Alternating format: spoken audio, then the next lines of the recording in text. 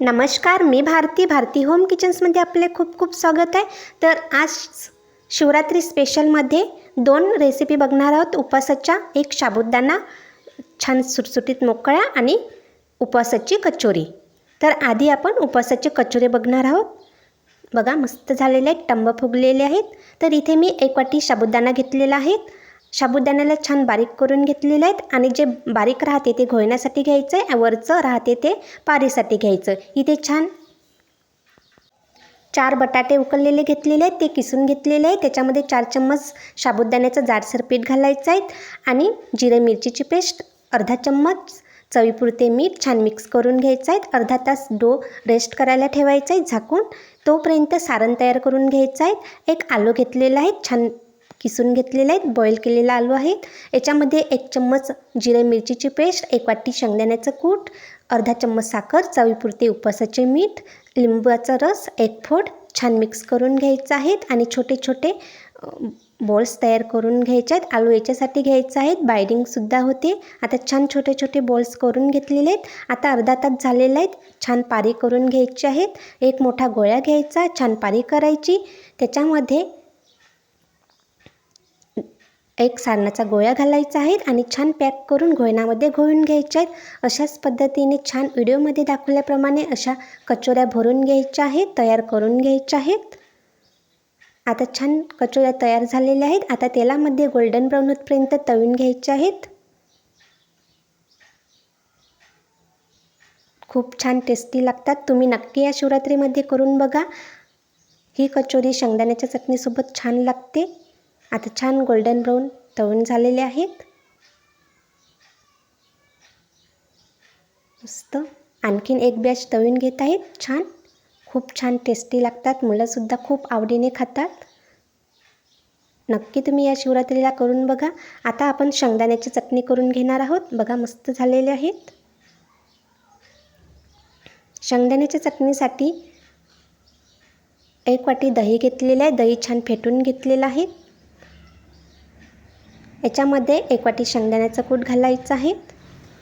जिरे मिरचीची पेस्ट अर्धा चम्मच, चवीपुरते मीठ, अर्धा चम्मच साखर. आंबट गोड अशी छान चव येते. दही नसेल तर ताकही घेऊ शकता. छान. आता मला थोडीशी पातळी वाटत आहे तर मी आणखीन शेंगदाण्याचं कूट घालत आहे याच्यामध्ये. आता छान मिक्स करून घ्यायचं आहे. आता चटणी तयार झालेली आहे. तुम्ही याच्यामध्ये जिरेचा तडका देऊ शकता. इथे मी 1 वाटी आता साबुदाणा करून घ्यायचा आहे. तर 1 वाटी साबुदाणा मी धुवून घेतलेला आहे. छान स्वच्छ 2-3 वेळा धुवून घ्यायचा आहे. आता याच्यामध्ये 1 वाटी ताक घालायचं आहे आणि छान 4 ते 5 तास भिजत ठेवायचं आहे. ताकातला साबुदाणा करणार आहोत आपण खिचडी. आता छान 4 तास झालेले आहेत. मस्त मोकळा भिजलेला आहे. बघू शकता, मस्त मोकळा झालेला आहे. आता करूयात साबुदाणा करण्याची तयारी. इथे 2 चम्मच तेल घातलेलं आहे. तेल थोडंसं कमीच लागते. तुम्ही तुमच्या आवडीप्रमाणे कमी जास्त करू शकता. अर्धा चम्मच जिरं मिरचीची पेस्ट, 2 हिरवी मिरच, छान हिरवी मिरची होऊ द्यायची आहेत. आता याच्यामध्ये साबुदाणा घालायचा आहे आणि छान परतून घ्यायचा आहे. आधी साबुदाणा शिजू द्यायचा आहे छान असा मऊसूत, नंतरच शेंगदाण्याचं कूट घालायचं आहे. नाहीतर मग शेंगदाण्याचं कूट आधी घातलं सोबतच तर मग साबुदाणा कच्चा राहते आणि कढईला पण चिकटू शकते. मीठ घालायचं आहे चवीपुरते.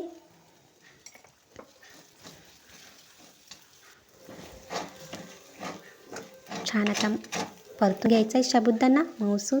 मस्त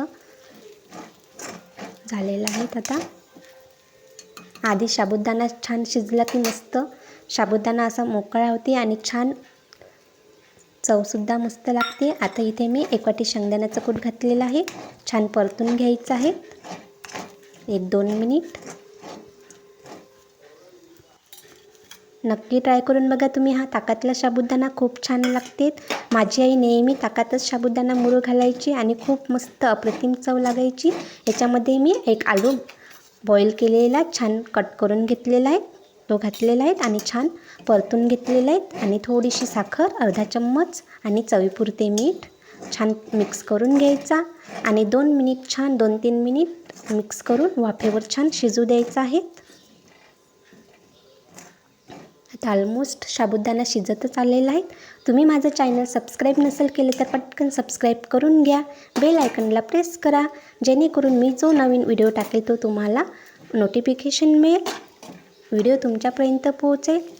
आता मस्त खूप छान टेस्टी झालेला आहे. आता साबुदाणा सर्व करूयात एका प्लेटमध्ये. मस्त झालेला आहे. तुम्ही नक्की ट्राय करून बघा. हा साबुदाणा ताकातला अप्रतिम चव लागते.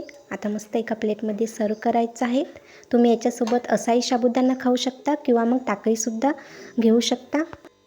तुम्ही याच्यासोबत फोडणीचं ताकही घेऊ शकता, पण याच्यामध्ये ताक आहे तर असाही खूप छान लागतात. तुम्हाला जसा आवडेल तसा खाऊ शकता. खूप मस्त झालेला आहे. व्हिडिओ बघितल्याबद्दल खूप खूप धन्यवाद.